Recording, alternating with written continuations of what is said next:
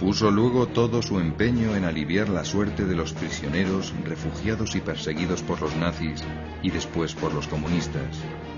Fue, como todos los del siglo XX, un papa de gran talla humana y espiritual. Un cambio de estilo brotó del cónclave de 1958, en el que los cardenales eligieron al bondadoso y anciano Juan XXIII.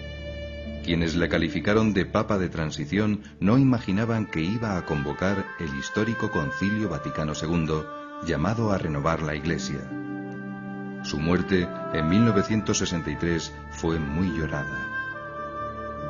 Ese año, el cónclave optó por un papa que terminó el concilio e hizo frente a nuevas dificultades internas y externas: Pablo VI. Fue el primer pontífice que salió de Europa, concretamente a Uganda en África y a varios países de Asia. Pero su viaje más célebre fue a Tierra Santa. Pablo VI amplió el colegio de cardenales de 103 a 120 electores para dar cabida a los del Tercer Mundo, y dispuso innovaciones importantes para futuros cónclaves. Al cumplir 80 años, los cardenales perdían el derecho a ser electores del sumo pontífice. Esta limitación por edad sigue hoy en vigor. Otra novedad de Pablo VI fue la posibilidad de elección papal por mayoría absoluta, cuando no se alcanzara la mayoría cualificada de los 2/3, si así lo aceptan unánimemente todos los electores. Otra alternativa era el desempate entre los dos candidatos más votados. Esta innovación ha sido también mantenida por Juan Pablo II, quien además ha suprimido dos modos de elección en desuso: por aclamación y por compromiso. Solo se contempla ahora la elección por escrutinio.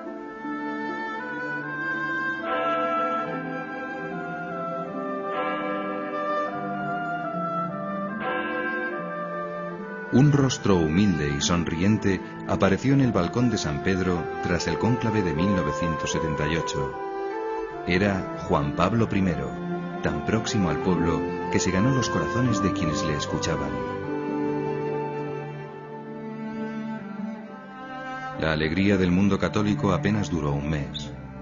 Las campanas volvieron a tocar a muerto y un nuevo cónclave fue convocado.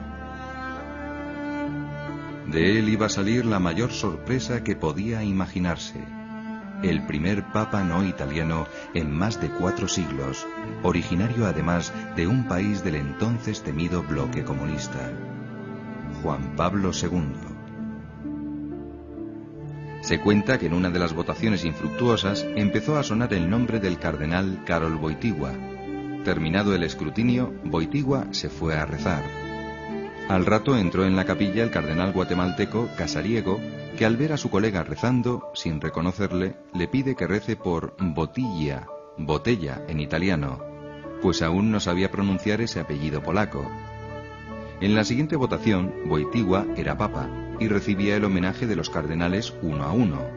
Cuando le llegó el turno a Casariego, Juan Pablo II le dijo guasón: «Te regalo una caja de botellas para que no me llames más Bottiglia». Llega el momento de máxima emoción. El primer cardenal diácono anuncia al pueblo el Gaudium Magnum, la gran alegría de la elección del nuevo sucesor de Pedro. Es la hora suprema que esperan todas las televisiones del mundo. Aparece la blanca silueta en el balcón de la Basílica Vaticana, habla e imparte la bendición a la multitud. Sia lodato Jesucristo.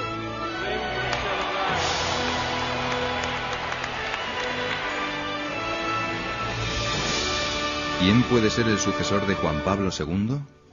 El viejo adagio romano asegura que quien entra papa en el cónclave sale cardenal.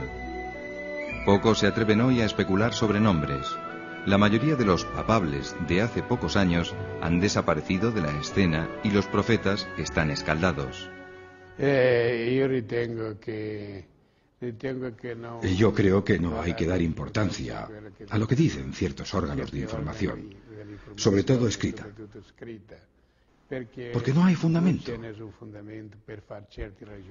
No hay ninguna razón objetiva. Cada cual puede hacer sus especulaciones, pero Pero una cosa es especular y otra que sus especulaciones correspondan a la verdad.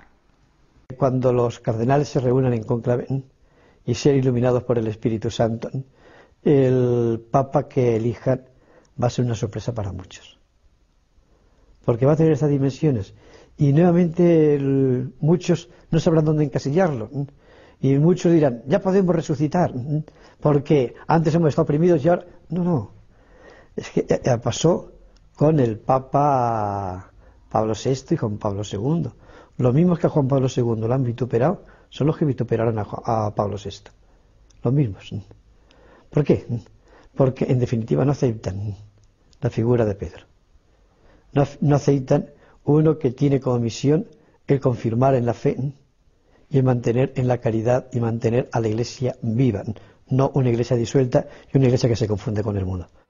Más prudente es valorar las probabilidades de que sea de tal o cual área geográfica. He visto varias de las listas, por ejemplo, salió en julio pasado un libro de un periodista muy bien documentado, la verdad, en el que habla del cónclave y al final presenta una lista de posibles candidatos. Han pasado 6 meses o menos y ya eran 20, pues yo creo que ya 10 de esos ya no son candidatos, o bien porque se han muerto, o bien porque se han jubilado, hayan presentado su renuncia. Es lógico pensar que uno de los cardenales italianos estará dentro de las posibilidades que los cardenales puedan barajar en un primer momento. Sería imposible no pensarlo. Por otra parte, tenemos la realidad de América Latina, como antes decía, con más de un 40% de los católicos del mundo, un continente, ese continente de la esperanza que hasta ahora ha sido evangelizado y que ahora tiene que convertirse en evangelizador. Entonces, también será un poco irremediable el que los cardenales piensen en un candidato procedente de América Latina, en alguno de los cardenales de las grandes sedes metropolitanas de América Latina o de los que colaboran aquí en la Curia Romana con Juan Pablo II.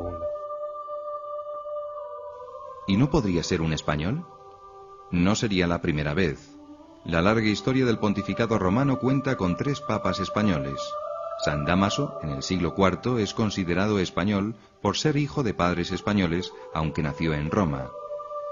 Calixto III, que reinó a mediados del siglo XV, era Alonso de Borja, natural de Játiva, Valencia. Un segundo Borja, también de Játiva, Rodrigo, sobrino del anterior, ocupó la sede de Pedro con el nombre de Alejandro VI en el histórico año de 1492. 2 españoles figuran en la lista de papas no legítimos.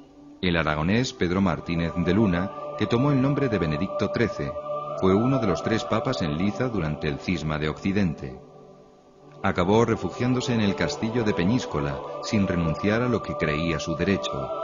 También fue español el sucesor de Benedicto XIII, el antipapa Clemente VII, que está sepultado en una espléndida tumba en la Catedral de Mallorca. Otros 2 papas han estado muy relacionados con España.